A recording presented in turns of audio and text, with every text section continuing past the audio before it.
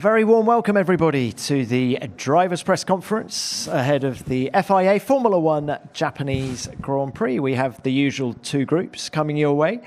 Group 1, left to right, we have Lance Stroll, Charles Leclerc and Franco Colapinto. A very warm welcome to the three of you. Franco, if we could start with you, please. A brilliant race last time out. Just how much of a breakthrough was China for you?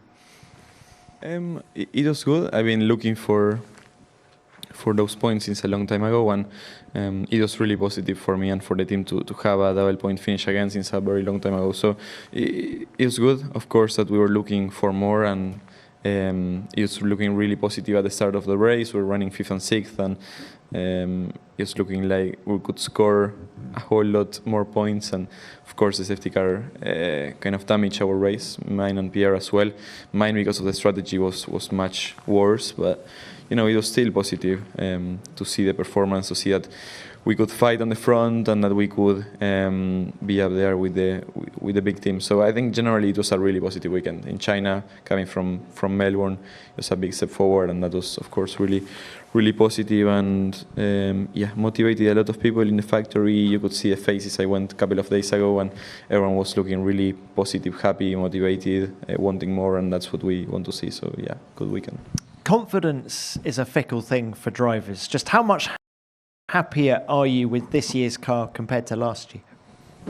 I'm happier, of course, that when you can fight a bit further up, it makes you feel more confident and makes you, give that extra little bit in different situations. And I think when you are so close to get through Q3, to when you are in the fight, it is different. And last year, unfortunately, we didn't have that. This year is looking much better, and of course, the car did steps, and it's looking much closer to our teams. And that I think also knowing that we have a lot of performance coming, or that we see many different things to improve, it's also really positive. When you are up there and you know that you've got many things to fix and to improve, it's even better. So I think looking forward to this year, it's feeling more competitive, and that makes you happier. And of course, we want to be fighting for points consistently, which is what we are looking for and trying to aim at. And you think you can achieve that this weekend at Suzuka? Yeah, we'll see. I think it's another new weekend, new track, very different on energy, on kind of corners, very long, very high speed. So it's going to be really different. I think still we need to understand our biggest weaknesses and where we are still needing to work more.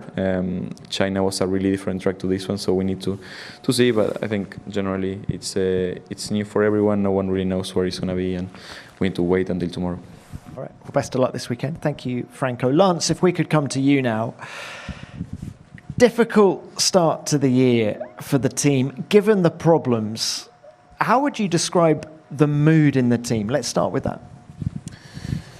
Well, everyone's just working as hard as they can to improve the situation. For sure, none of us are happy with where we are. It's not the start of the season that we hoped for. But it is what it is, and just working as hard as possible to improve it. Can we talk about potential improvements? I mean, laps have been limited, we know that, but do you believe the car still has potential? I think so, yes. We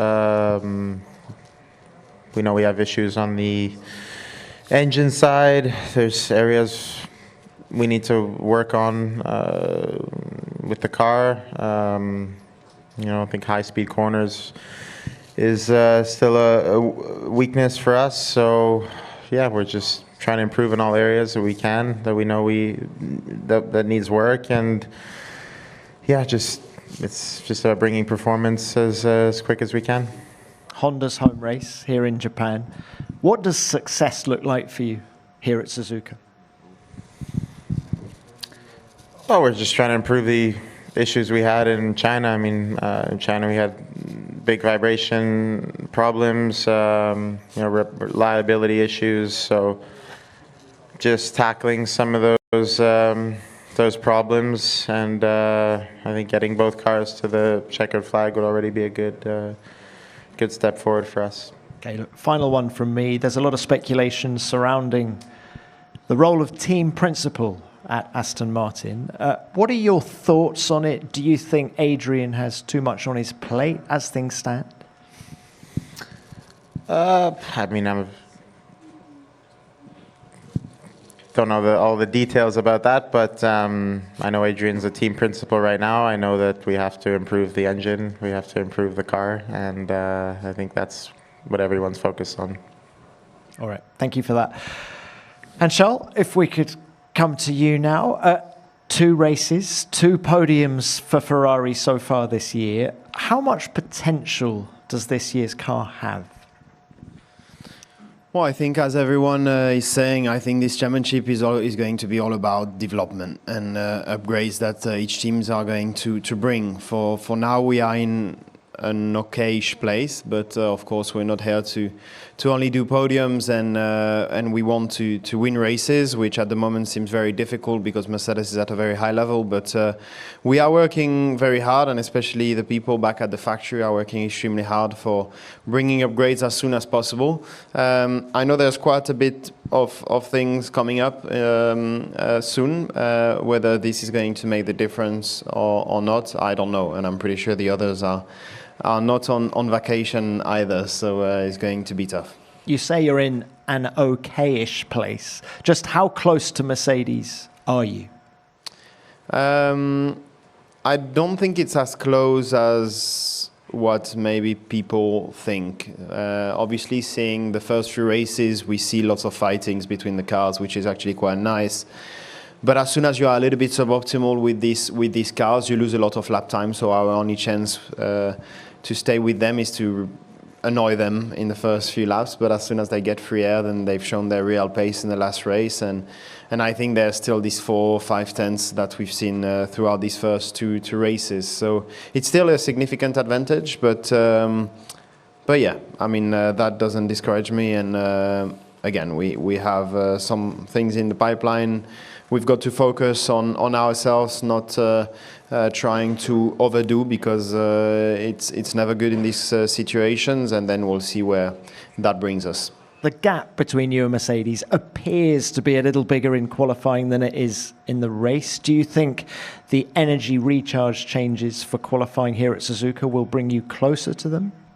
I don't think it will be a game changer. I think it will be pretty similar, apart from for the driver, where maybe a little bit less lift and coast, which is, I think, a good thing. I think for qualifying there are still some changes that needs to be done to make sure that we can push at the maximum whatever the limit of the car is. But at the moment, so far, for the first 2 races, it was more about managing everything, push at the maximum of those cars, because that's what I loved. I mean, that's what I love about this sport, really, is when you get to Q3 and that you have the maximum pressure on you to deliver at best at that moment, and that you try and do a lap that you haven't done before. And at the moment, this is not possible, because every time you do something that you haven't done before, then the car is just trying to adapt to it, and it makes you lose more than what you gain. So I think this is the biggest problem at the moment. The solutions is very, very, very complex, and yeah, but I know that everybody is trying to brainstorm ideas in order to find the best solution, and hopefully we come with a good solution very soon. Charles, have you done a qualifying lap of Monaco on the simulator with these cars yet? I mean, we've got quite a lot of issues to solve, so Monaco is quite a long way before we think about it and try it. So no, I haven't tried Monaco yet, but yeah, haven't tried Monaco yet. All right, thanks. Next one. A question to Charles. Charles, on this track, Ferrari can do something like Max did last year, beating the strongest McLaren? I think it's a very different situation. I think after the first free practice, we'll already have an idea of where we stand compared to the Mercedes. I don't see any characteristics that would change drastically what we've seen in the first 2 races. So at the moment, I will say no. But yeah, let's wait and see. There's still some very long back straight where we know Mercedes is going to be extremely strong, but it's also a very twisty track in the first two sectors. So hopefully we can have a big enough advantage to be faster on the overall lap. But at the moment it looks unlikely with the picture that we've made ourselves in the first two races. Okay, thank you for that. Next. Raphael Samt, Service TV. Question for Charles. Charles, Sebastian Vettel once said, in some way everybody's a Ferrari fan, and people love to see you fighting up front again. After all these years in red, what's Ferrari to you? I mean, Ferrari is a family and a team that I've always loved and dreamt of driving for since I'm a kid. And this hasn't changed one bit since I joined the team in 2019. So the passion is still there.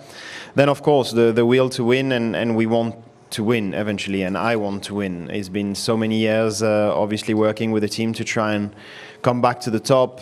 It's been a good step forward this year. We are just not yet where we want to be, and we'll keep pushing towards that direction. And I hope our time will come soon because, it's been a long time since I started, and obviously time's passed. I'm doing my best, and I hope our time will come this year or as soon as possible. Thank you. Next.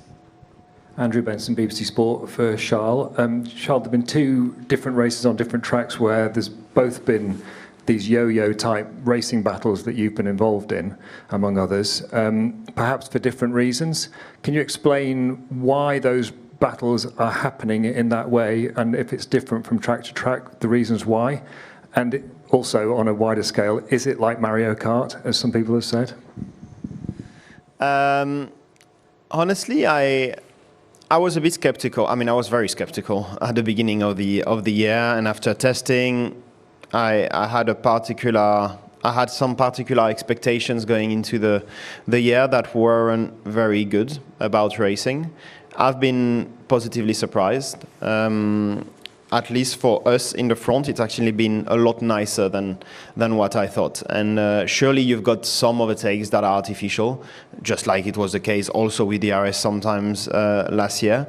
However, there are also many overtakes where it's actually on the limit, and where you end up in a similar state of the battery at the same point for different circumstances, and which makes it actually quite fun. We've seen it in Australia, we've seen it in Shanghai, and I've had a lot more fun than I initially thought. As I said, I think in qualifying it's not the most fun I've had, so this is maybe something that we need to look at. But in terms of fighting, I enjoyed it a lot more than what I thought. And why that? Well, it's mostly because Mercedes is quite a bit stronger than us, but as soon as you get out of that optimal window of the battery, you lose a lot of lap time. And so that brings the cars together, and that's why there's a lot of change of position, together with the fact that the car behind recharges more than the car in front. So all of this, these two things specifically makes it quite difficult to go away once you are in a fight. Franco, can I bring you in on this? You were involved in many battles in China. Was it like Mario Kart for you? How much did you enjoy it?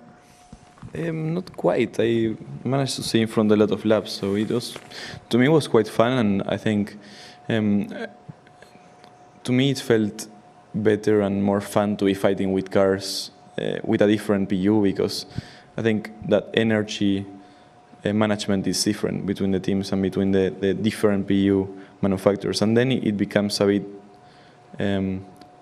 bit easier, I think, to fight, to defend as well, a bit more difficult, but it kind of brings battles a bit closer with each other, because it is so different where the teams use energies, which makes it a bit more interesting. I think generally it is difficult to follow, but I've been following close some cars, and it feels better than last year in terms of turbulence and all that kind of thing. And to be honest, it felt fun. China was a good race, and I did enjoy it quite a lot. I enjoyed the defense, and when I was attacking others, and generally it was pretty good. It didn't feel too artificial. I think the overtakes were just on the limit all the time.